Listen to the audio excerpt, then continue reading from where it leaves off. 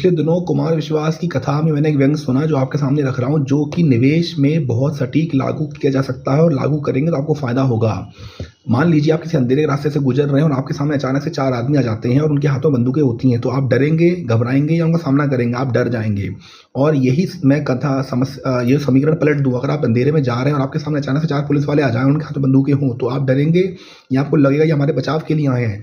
आप डरेंगे नहीं, आपको लगेगा ये हमारे बचाव के लिए आए हैं। तो बंदूकें तो उन 4 आदमी के हाथ में भी थी जो डकैत और चोर, जिनको आप समझ रहे थे हो सकता है वो डकैत होते, चोर होते, आपको नुकसान पहुंचाते। वही बंदूकें पुलिस वालों के हाथ में भी हैं। तो लेकिन आप पुलिस वालों से डरे नहीं, क्यों? क्योंकि अगर बंदूकों का इस्तेमाल सही आदमी के हाथ में है, सही आदमी करेगा तो उसका गलत इस्तेमाल नहीं करेगा वो। उसी तरह से शक्ति का इस्तेमाल अगर सही आदमी के पास शक्तियां हैं तो उसका वो सही दिशा में उपयोग करेगा। जब रावण और राम का युद्ध हुआ तो राम ने रावण का वध किया, तो रावण की पत्नी मंदोदरी आई थी और ये पूछने लगी कि मेरे पति का, इतने ज्ञानी पुरुष का वध किसने किया, मैं उससे देखना चाहती हूँ, उससे मिलना चाहती हूँ। तो उन्होंने राम जी के पास गई और उन्होंने उसको देखा। तो उनकी कुछ वार्तालाप हुई। उस वार्तालाप में उन्होंने ये पूछा था कि रावण में और राम में क्या फर्क है। तो मंदोदरी ने ये बताया था कि मेरे पति में और आप में केवल एक चीज का फर्क है, वो है मर्यादा का।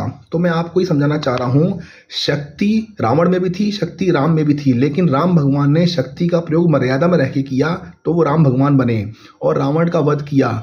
और रावण ने अपनी शक्ति का प्रयोग मर्यादा में रहते हुए नहीं किया, बिना मर्यादा के किया, तो उसका हाल आप सबको मालूम है। इसी तरीके से लक्ष्मी को साधना भी हर किसी के बस की बात नहीं होती।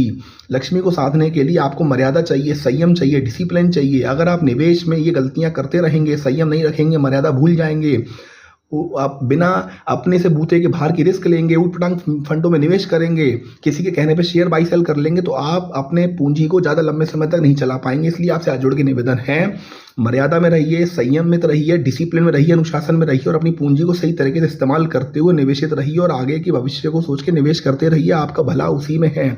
अगर आप नियम अनुशासन छोड़ देंगे, तो मर्यादा को छोड़ देंगे, तो यही लक्ष्मी आपके विरुद्ध काम करने लगेगी और आपको किसी दिन बड़े घाटे का, नुकसान का सामना करना पड़ सकता है। धन्यवाद।